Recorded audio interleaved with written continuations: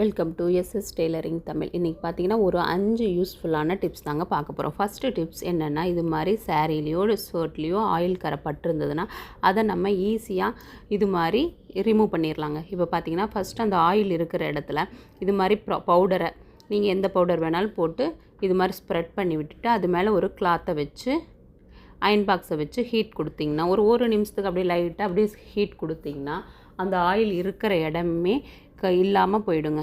இப்போ பாருங்கள், நான் எடுத்து உங்களுக்கு காட்டுறேன். அதுக்கப்புறமா அந்த பவுடர் இருக்கிற இடம் மட்டும் கொஞ்சம் லைட்டாக தெரியும். அதை நீங்கள் ஒரு ஈரத்துணி வச்சு தொடச்சி எடுத்துட்டிங்கன்னா அது தெரியாதுங்க. இப்போ காஸ்ட்லியான பட்டு புடவைலாம் பார்த்திங்கன்னா நம்ம தெரியாமல் கோயிலுக்கு போகும்போதோ எப்படியாவது நம்மள அறியாமல் ஏதாவது அந்த ஆயில் கரை பட்டுடும். அது முன் பக்கமாக தான் இருக்கிற மாதிரி இருக்கும். அப்படி இருக்கும்போது நீங்கள் இதை கண்டிப்பாக யூஸ் பண்ணி பாருங்கள். இது நல்ல ஒரு யூஸ்ஃபுல்லான டிப்ஸ் தாங்க. கண்டிப்பாக உங்களுக்கு பிடிச்சிருக்குன்னு நினைக்கிறேன். நீங்களும் இதை ட்ரை பண்ணி பாருங்கள். இப்போ பாருங்கள், இருக்கிற இடமே தெரியல. அந்த பவுடர் மட்டும் இருக்கிற இடத்த நீங்கள் லைட்டாக ஈரத்துணி வச்சு எடுத்துக்கங்க. அவ்வளோதாங்க.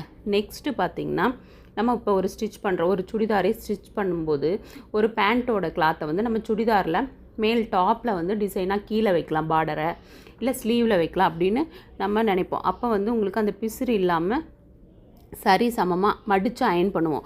அதுக்காக தாங்க இந்த டிப்ஸு.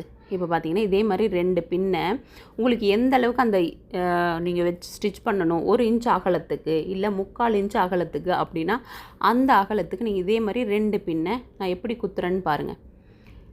ஒரு இடத்துல குத்தி உங்களுக்கு எந்த கேப் வேணுமோ விட்டு அடுத்த இடத்துல இதே மாதிரி குத்தி எடுத்துங்க.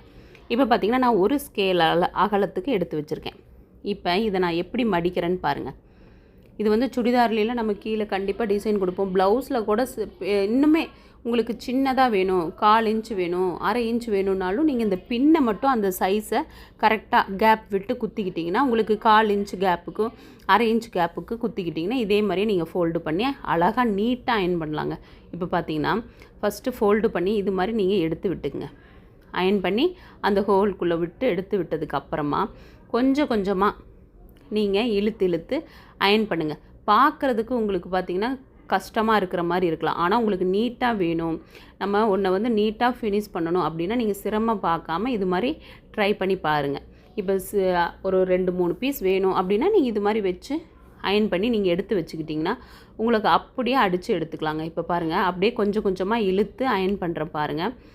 கடைசியில் பாருங்கள் எவ்வளோ நீட்டாக வருதுன்ட்டு. நம்ம அப்படியே ஸ்டிச் பண்ணால் கொஞ்சம் சைஸ் மாறுறதுக்கு கண்டிப்பாக வாய்ப்பு இருக்குதுங்க. இது மாதிரி நீங்கள் ஸ்டிச் பண்ணுங்கள். இதுக்கு டூல்ஸ் கூட விற்கிதுங்க. அப்படி இல்லாத பட்சத்தில் நீங்கள் இதை யூஸ் பண்ணலாம்.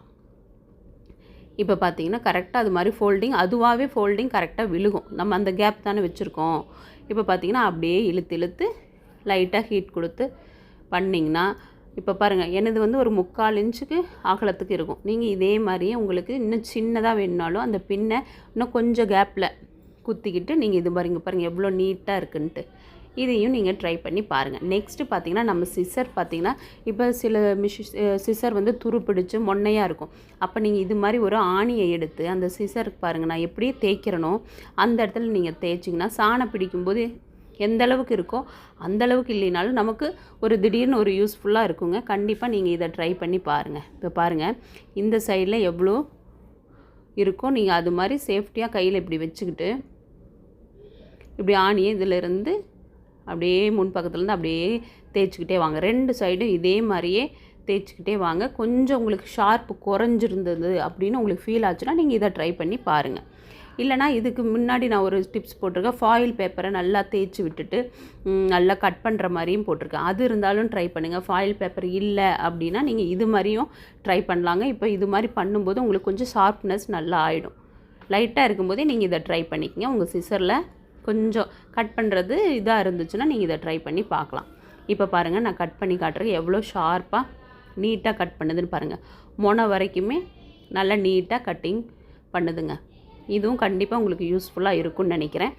ட்ரை பண்ணி பாருங்கள். பிடிச்சிருந்தால் லைக் பண்ணுங்கள், டவுட் இருந்தால் கமெண்ட் பண்ணுங்கள். நெக்ஸ்ட்டு என்ன டிப்ஸ்ன்னு பார்க்கலாங்க. நெக்ஸ்ட்டு பார்த்திங்கன்னா நம்ம இப்போ இது மாதிரி நமக்கு மார்க்கர் ஏகப்பட்டது உடஞ்சி வேஸ்ட்டாக கிடக்குங்க. நம்ம மார்க் பண்ணும்போது பார்த்திங்கன்னா பட்டையாக விழுகும். அப்படி பட்டையாக விழுகும்போது உங்களுக்கு 1/4 இன்ச்சுங்கிறது 1 இன்ச் ஒரு 1.2 பாயிண்ட் நமக்கு எக்ஸ்ட்ராவே மார்க்கிங் ஆகிடுங்க. அதனால அப்படி இருந்ததுன்னா இப்போ நான் பாருங்கள் எப்படி அந்த கட்டரை வச்சு எப்படி நான் வந்து சீவரன் பாருங்கள். இந்த லாஸ்ட்லேருந்து அப்படியே அந்த லாஸ்ட்டுக்கு நீங்கள் இதே மாதிரியே கொண்டுட்டு போகணும். இதே மாதிரி நிறையா வேஸ்ட்டு நம்மக்கிட்ட இருக்குதுங்க.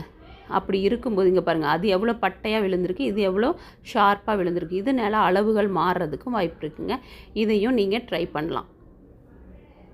நெக்ஸ்ட்டு பார்த்திங்கன்னா, இப்போ ஒரு சுடிதார்லேயே நம்ம முன்னாடி வந்து டிசைன் கொடுக்கணும், இப்படி ஒரு பார்டரை வச்சு கொடுக்கணும் அப்படின்னு நீங்கள் நினச்சிங்கன்னா இது மாதிரி நீங்கள் ட்ரை பண்ணி அடித்து பாருங்கள். உங்களுக்கு கீழே வந்து ஃபினிஷிங் நல்லாயிருக்கும். இப்போ பாருங்கள், பிசுறு உள் பக்கமாக இப்படி ஃபோல்டு பண்ணிவிட்டு நான் உள் பக்கமாக இருக்கிறத ஸ்டிச் பண்ணுறேன்.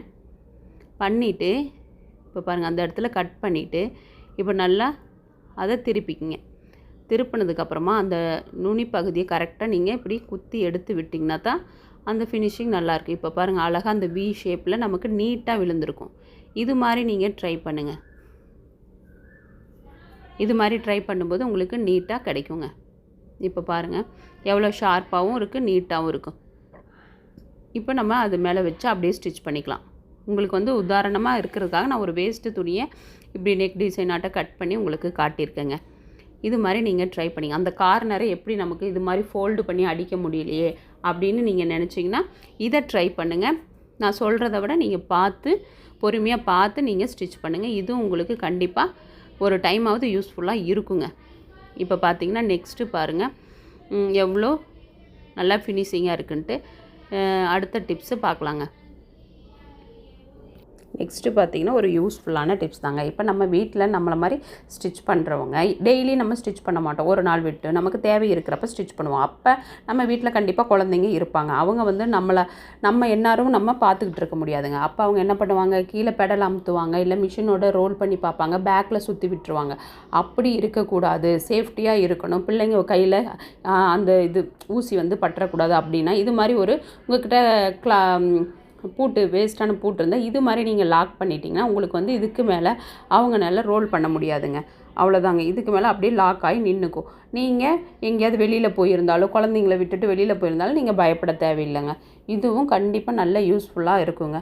நமக்கும் சேஃப்டியாக இருக்கும், குழந்தைங்களும் அதில் கை வச்சிட மாட்டாங்க. அப்படிங்கிறதுக்காக இது ஒரு நல்ல ஐடியாவாக தோணுச்சுங்க. உங்களுக்கு பிடிச்சிருந்தா நீங்கள் யூஸ் பண்ணி பாருங்கள். ஏதாவது டவுட் இருந்தால் கமெண்ட் பண்ணுங்கள். நெக்ஸ்ட் வீடியோவில் பார்க்கலாங்க. பாய்.